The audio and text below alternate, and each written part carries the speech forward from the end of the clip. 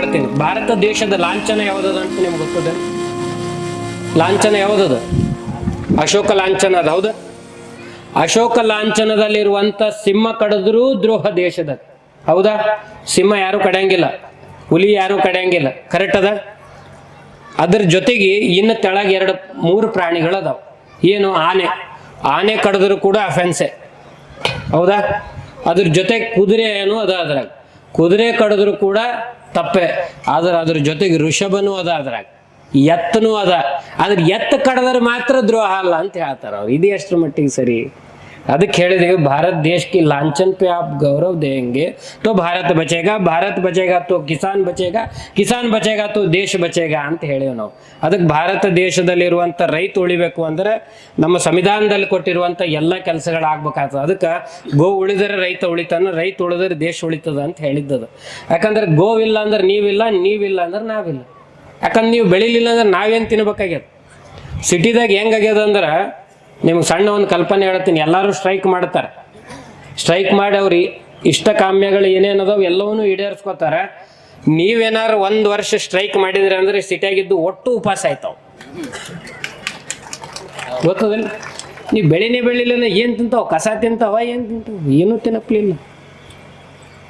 ಅದಕ್ಕೆ ದಯಮಾಡಿ ಈಗಾದರೂ ಸಂಘಟಿತರಾಗ್ರಿ.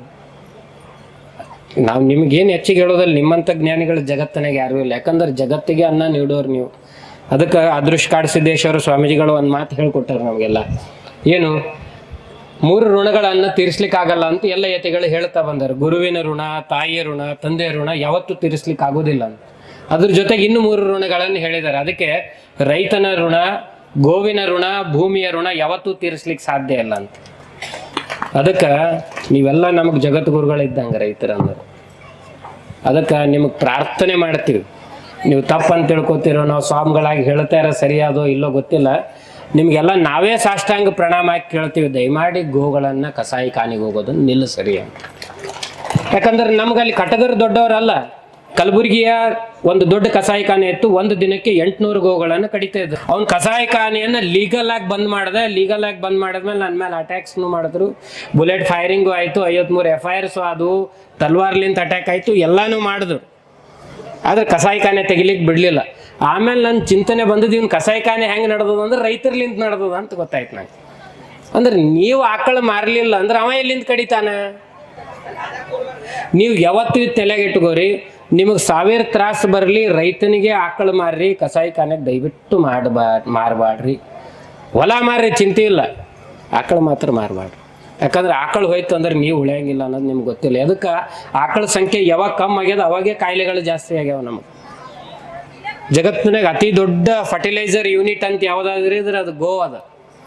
ನೀವು ಹಾಕ್ರಿ, ಏನು ಸಿಕ್ಕದ ಕಸ ಹಾಕ್ರಿ, ಮುಂಜಾನೆ ತನಕ ಗೊಬ್ಬರ ಮಾಡಿ ಕೊಡ್ತದೆ. ನೋಡಮ್ ನೀವು ಹೊಲ್ದಾಗ ಹೋಯ್ತು ಕಸ ಹಾಕ್ರಿ, ಎಷ್ಟು ವರ್ಷಕ್ಕೆ ಕರಗ್ತದೆ ಅದು. ನೀವು ಇವತ್ತು ಹಾಕ್ರಿ, ಬೆಳಗ್ಗೆ ತನಕ ರೆಡಿ ನಿಮಗೆ ಗೊಬ್ಬರ. ಆದ್ರೆ ಅದು ನಿಮಗೆ ತ್ರಾಸ ಅದು, ಇದು ಹೊಲಕ್ಕೆ ಹಾಕ್ಲಿಕ್ಕೆ. ಎಲ್ಲಿ ರೀ ಇದು ಕಿರಿಕಿರಿ, ಟ್ಯಾಕ್ಟರ್ ಗಟ್ಟಲೆ ಹಾಕಬೇಕು ಅದು.